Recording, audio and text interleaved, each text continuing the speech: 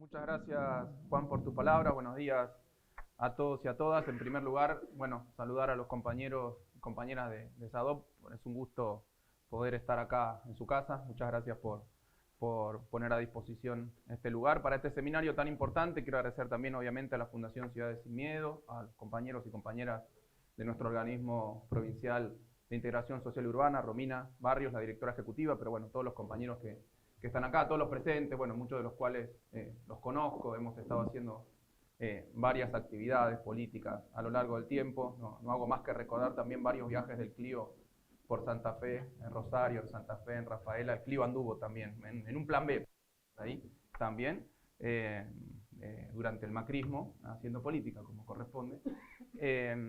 No, para nosotros un orgullo poder estar participando de esta jornada. Lo cuento, Juan, si te parece, cómo surgió.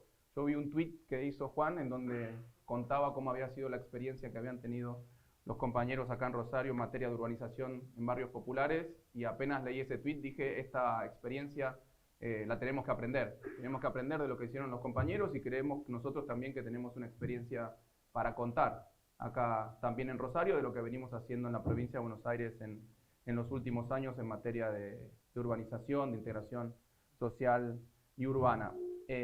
Y además en un contexto, como decía Juan, en donde la provincia de Buenos Aires es una provincia que siempre ha sido solidaria, es tremendamente solidaria. Ya cuando uno analiza la ley de coparticipación se da cuenta que la provincia más solidaria de Argentina es la provincia de Buenos Aires, que genera más o menos el 40% de los recursos coparticipables y recibe el 22%.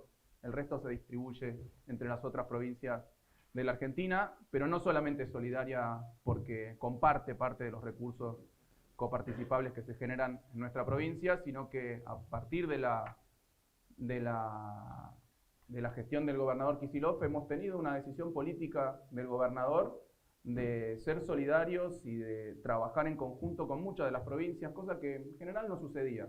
Pasó en los incendios en Chubut, pasó en los incendios en Corrientes, que mandamos nuestros equipos, nuestros bomberos a colaborar. Pasa ahora acá en Rosario. Hoy el gobernador va a estar reunido con el gobernador de Santa Fe, un poco repasando los resultados de la colaboración que ha tenido la provincia de Buenos Aires, poniendo a disposición elementos de seguridad, patrullero en contexto de mucha gravedad a principio de año. Luego va a estar reunido en una reunión con compañeros de todas las facciones del peronismo, del campo popular. Más tarde, anteayer estuvimos en Chubut, en donde hicimos un acuerdo similar al que hicimos acá con la provincia de Santa Fe, pero en materia de salud. Pusimos a disposición de 15 municipios de Chubut alejados, de Trelew, de Rawson, 15 ambulancias. Les estaban faltando ambulancias, tenían una crisis sanitaria. Nosotros tenemos un esquema de planificadas las compras de acá a los próximos 2 años, o sea, teníamos ambulancias en reserva y decidimos darle 15 hasta que las puedan comprar, porque sabemos que los trámites burocráticos a veces llevan 6 meses, 1 año, para que nos devuelvan esas ambulancias, pero no podíamos no responder ante el llamado de una provincia hermana, como son todas las provincias, para asistir. Hemos tenido que profundizar esta política de cooperación, de articulación, esta política solidaria con las otras provincias por una realidad. Además, hoy tenemos un gobierno nacional desertor, como dice el gobernador, que no se hace cargo de sus responsabilidades, que no se hace cargo el presidente de lo que firmó en la Constitución, de lo que juró sobre la Constitución, que son sus responsabilidades constitucionales en el territorio argentino. Parece ser el gobierno nacional hoy un gobierno sin territorio, que no se preocupa por lo que pasa en las provincias, que no se preocupa por lo que pasa en los municipios, que deserta de sus responsabilidades en materia de salud, que deserta en sus responsabilidades en materia de educación, que deserta de sus responsabilidades en materia presupuestaria. A la provincia de Buenos Aires la están asfixiando financieramente, a las universidades nacionales, bueno, salvo a la UBA que acaba de arreglar, las están asfixiando también económica y financieramente, y en ese contexto es hasta natural, digo yo, en un país federal, que las provincias, que los gobernadores, que los pueblos, digo yo, que los pueblos de la Argentina decidan cooperar, decidan articular ante la ausencia de un Estado nacional. Por eso hoy, entre otras razones, estamos acá, más allá de que venimos teniendo una charla política, un diálogo político hace mucho tiempo con Juan, con su equipo. Por eso hoy estamos acá queriendo compartir estas experiencias en materia de urbanización, a las que me quiero referir muy brevemente, porque ahora pido disculpas, voy a estar unos minutitos más y me tengo que sumar a la agenda del gobernador, a la agenda oficial del gobernador, pero no quería dejar de contar algunas cositas respecto de nuestra experiencia en materia de urbanización. Y como dice la canción, empiezo por el final. Empiezo por el final. En la provincia de Buenos Aires hay 2.327 barrios populares, en donde viven casi 2.700.000 personas. Un mundo de barrios populares tiene la provincia de Buenos Aires. Obviamente la mayor cantidad de habitantes viviendo en barrios populares de la Argentina está en la provincia de Buenos Aires. Hoy nosotros tenemos obras de esos 2.327 barrios populares. Cuando llegamos no había obras en los barrios populares de la provincia de Buenos Aires. Alguna cosa menor que hacían los municipios, sobre todo los que tenían alguna preocupación por sus barrios populares, pero no había obras provinciales en los barrios populares. Ahora me voy a referir a una sola. Había una sola en ejecución, ahora la voy a contar porque hasta vergonzoso era. Hoy tenemos obras en 204 barrios populares de 54 municipios. Hemos ejecutado 284 proyectos en municipios en toda la provincia. Hoy tenemos 85 proyectos en ejecución. Ninguno está parado. Lo digo porque tenemos 1.000 obras paradas del gobierno nacional en la provincia de Buenos Aires y también hay obras provinciales de otros ministerios que sí están paradas por dificultades que tienen que ver con el aumento de la inflación, que se va la curva financiera, etc. Las empresas piden redeterminación de precios, renegociación de contrato. Por el laburo de Romina y de su equipo, y tenemos 85 obras en ejecución, ninguna está parada, todas están en ejecución. Eso es muy trabajoso, por eso lo destaco, que no se haya parado ninguna obra. Tenemos 413 trabajadores y trabajadoras en el OPISU con estabilidad laboral, en planta permanente o planta temporaria. Cuando llegamos estaban todos con contrato de locación de servicios y antes de irse el gobierno anterior bajó todos los contratos, estado de precariedad absoluta. Hemos generado 4.300 puestos de trabajo a través de la obra de OPISU y tenemos casi 100.000 millones de pesos de ejecución de obras. Nunca se había hecho esto en la provincia de Buenos Aires. Ese es el final. Quiero hablar sobre el principio. Después los compañeros a lo largo del seminario van a contar el proceso. Pero esta es la foto actual. Quiero hablar de la foto del principio, sobre todo para contrastar el esfuerzo que se ha tenido que hacer y la decisión política del gobernador de sostener estas políticas, porque realmente durante los primeros 2 años de la gestión anterior hubo que poner todo en forma, digamos, y en algún momento inclusive tirones de oreja del gobernador porque no avanzaba la ejecución de obra, pero hubo que hacer un trabajo de reconstrucción del organismo provincial de integración social urbana. Cuento la historia muy brevemente.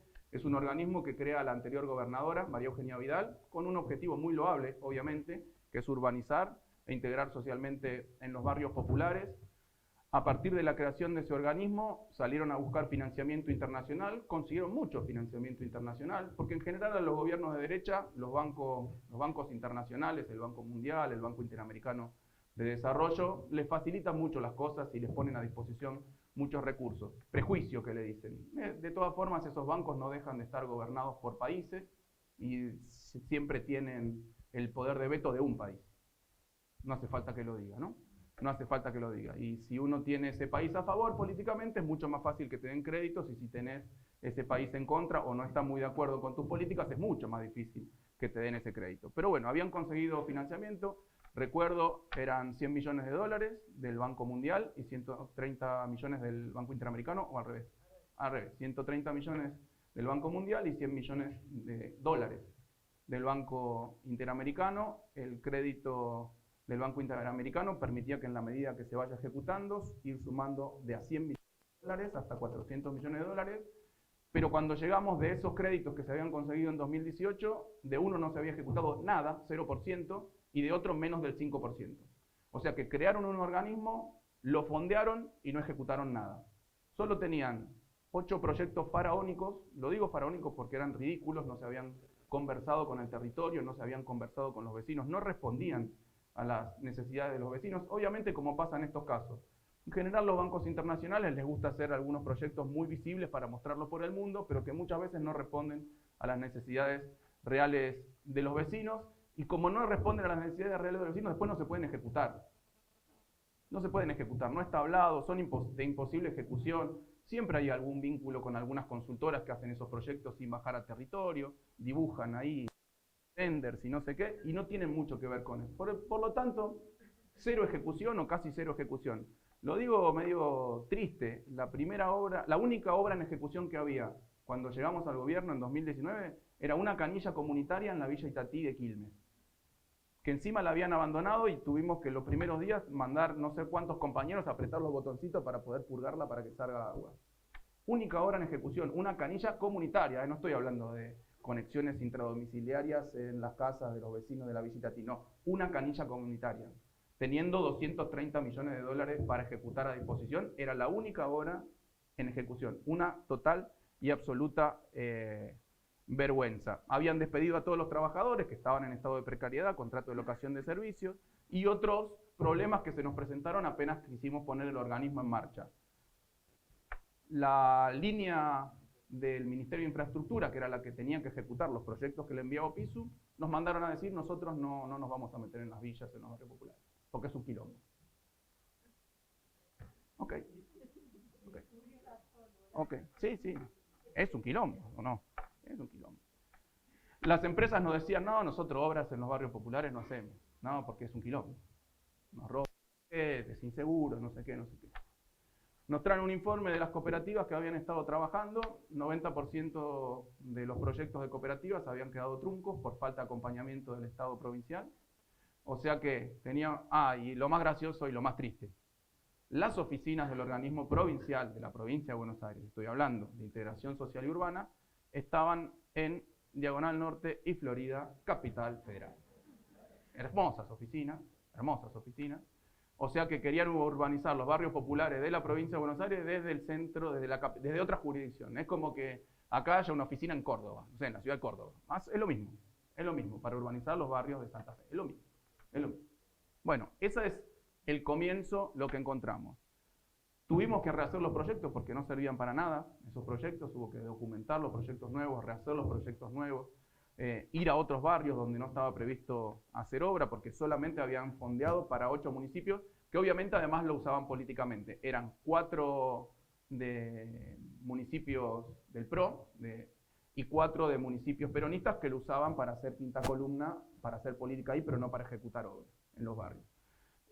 Ampliamos la cantidad de distritos, mandamos al territorio, porque ¿cómo vas a hacer urbanización, integración social y urbana desde la capital federal sin tener a la gente en los territorios? Con los problemas de la burocracia, además, que tuvimos. Les molestaba que contratemos gente para estar a nuestra propia burocracia. Nos decían, no podemos contratar gente que no tenga estudios secundarios. Digo, es gente para estar en los territorios, es gente del territorio. Tienen que estar ahí. Y los compañeros a veces tienen estudios secundarios y a veces no tienen. Y bueno, hubo que haber toda una pelea burocrática con la línea para que nos dejen contratar compañeros en cada uno de los territorios, que son los que aseguran que después las empresas, que las cooperativas puedan trabajar, porque si no estás en el territorio, no hablas con la gente, no le generás confianza, porque aparte eran vecinos que hace 30 años le venían diciendo, no, vamos a hacer el cemento, el asfalto, no, vamos a hacer el cordón cuneta, no, vamos a poner canillas, no, vamos a poner agua, o vamos a poner la luz, vamos a hacer viviendas, y nunca pasaba. O sea, vas, una vez más, obviamente que no te creen, y tienen razón en no creerte que vas a hacer todo eso. Bueno, por eso tuvimos que mandar compañeros, instalar oficinas en los barrios populares, poner compañeros que recorran todos los días, que conozcan a los vecinos, que les cuenten cuál es el plan, que discutan con los vecinos cuál es el plan que quieren, cuáles son las necesidades concretas de los vecinos. En el medio tuvimos una pandemia, cosa que dificultó muchísimo las cosas. Esas mismas oficinas que habíamos abierto, esos mismos lugares que habíamos abierto en los barrios, terminamos usando de base para entregar alimentos, para trabajar los temas sanitarios en los barrios populares, que es todavía mucho más complejo, como recordarán en la época de la pandemia, bueno, la historia aquella que nos acusaron hasta de nazis, de que habíamos creado un gueto en la Villa Azul, porque solamente habíamos hecho un aislamiento comunitario. Les parecía un montón hacer un aislamiento comunitario, pero en esos barrios la única forma de hacer un aislamiento era de manera comunitaria, pues la gente no se puede quedar todo el día en sus casas muy precarias, obviamente, como imaginarán. Bueno, todas esas dificultades tuvimos. Seguimos trabajando con las cooperativas, pero con otro enfoque de acompañamiento del Estado provincial, porque ¿qué se hacía antes? y le firmaban un convenio a la cooperativa para hacer algo y nadie se preocupaba, nadie las ayudaba. Muchas cooperativas ni siquiera los ayudaban a tener los papeles en orden para estar en el registro de cooperativas provincial. ¿Y qué terminaba pasando? Bueno, el grueso de los proyectos fracasaban, pero no por falta de interés o no por falta de trabajo de los cooperativistas, sino por falta de acompañamiento del Estado provincial a esas cooperativas. Es básico, no hicimos nada estrafalario, solamente acompañarlas en el proceso y ayudarlas con su trabajo. Tuvimos que convencer a las empresas que se presenten en las licitaciones, porque no se querían presentar a las licitaciones, y sobre todo tuvimos que cambiar el enfoque porque dada el mensaje que nos habían dado de la línea de infraestructura de que no iban a ejecutar proyectos en barrios provinciales, hablamos con el gobernador, sacó un decreto para que OPISU no solo sea un organismo que desarrollaba los proyectos para que los ejecute otro ministerio, sino transformarse en unidad ejecutora. Y ahí empezó la rueda. Recién ahí, cuando transformamos a OPISU en una unidad ejecutora, por decisión del gobernador, empezó a girar la rueda y empezamos a hacer obra. Bueno, yo ya hice un resumen general de todo lo que se hizo, muy general. Después los compañeros, las compañeras, Romina va a estar explicando con mucho más detalle, pero como mensaje general, la verdad que sí, es muy dificultoso hacer obra pública, hacer programas de urbanización.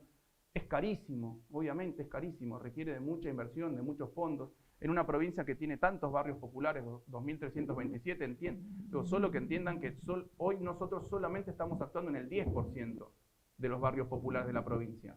Y eso es un montón. Hace 4 años era 0. Las canillas de la Villa Itatí, las canillas comunitarias, era la única obra en ejecución. Hoy estamos haciendo un montón. Por suerte tenemos el fondeo de los bancos internacionales que nos han renovado porque se ha ejecutado, pero tenemos el problema de que el gobierno nacional nos está asfixiando financieramente.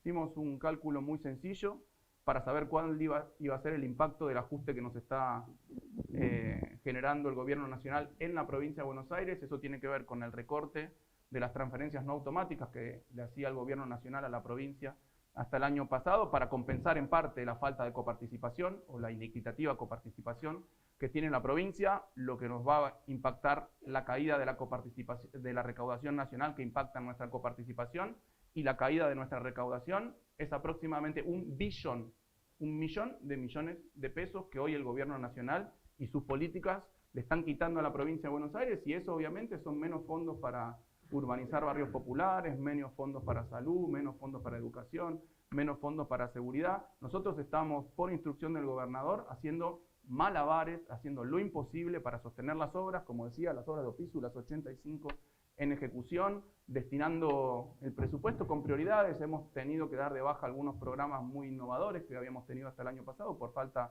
de recursos, pero hay una decisión muy clara del gobernador y un mandato popular del gobernador, para el gobernador. Porque no es solo una cuestión de lo que decide el gobernador, sino que fundamentalmente lo que decidió el pueblo bonaerense. A diferencia de otras provincias, en la provincia de Buenos Aires nuestra fuerza política ganó las PASO, las elecciones generales y el balotaje.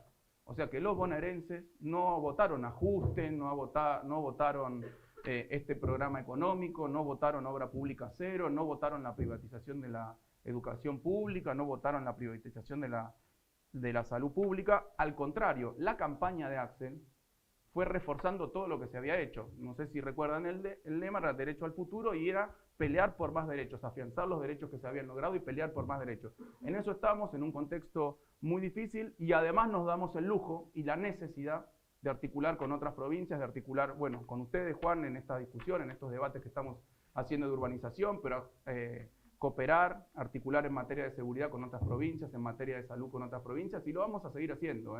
Ante la deserción absoluta del gobierno nacional, me parece, como dije al principio, que es natural y lógico, absolutamente lógico, que los pueblos de la Argentina, los pueblos de las provincias argentinas, se junten, discutan, debatan, se ayuden, colaboren, independientemente del color político que tengan los gobernadores, que tengan los intendentes. Me parece que son los pueblos los que quieren en este contexto trabajar en conjunto, articular y pelear por sus derechos, Me parece que eso es básico, así que bueno, con este pequeño relato de lo que se hizo, después los compañeros, repito, van a contar un poco el proceso, las dificultades, los logros que hemos tenido. Queríamos participar de este debate, me parece que es un tema fundamental para lo que viene, fundamental para el futuro, que genera esperanza en los barrios populares, que genera muchísima esperanza. Tenemos que hacer eso, generar esperanza y generar una alternativa de gobierno. Lo que digo yo es porque siempre nos preguntan, bueno, pero Milei todavía tiene mucho acompañamiento o imagen positiva, bueno, lo que se mide esto, imagen positiva, y nadie entiende bien por qué. Y yo creo que una de las razones por las cuales tiene todavía eventualmente esa imagen positiva es porque nadie ve una alternativa. Y esa alternativa hay que crearla. ¿Y cómo se crea? Haciendo política, discutiendo los temas de la gestión que son fundamentales, sin mezquindad, sin mirar quién se junta con quién. Juntémonos entre todos, no es un problema que yo estoy con Juan para el resto de los compañeros de la provincia de Santa Fe. Digo, están todos invitados a esta discusión, están todos invitados a este debate, están todos invitados a la reunión que después va a tener el gobernador con los distintos referentes de Rosario y de la provincia de Santa Fe. Me parece que lo que hay que hacer hoy no es achicar, sino que hay que ampliar. Me parece que ese es el mandato que nos ha dado el pueblo a nosotros. El pueblo peronista, por lo menos a nosotros, nos ha dado el mandato de ampliar, no de achicar. O sea que en eso estamos. Por eso lo venimos a ver a Juan, por eso estamos recorriendo no solo la provincia de Buenos Aires, como hacemos por política y por nuestra gestión, sino que vamos a seguir recorriendo todas las provincias de la Argentina, porque hay que ampliar. Hay que ampliar y generar una alternativa de gobierno, una alternativa de futuro, una esperanza de futuro para el pueblo argentino. Así que bueno, muchas gracias compañeros y compañeras.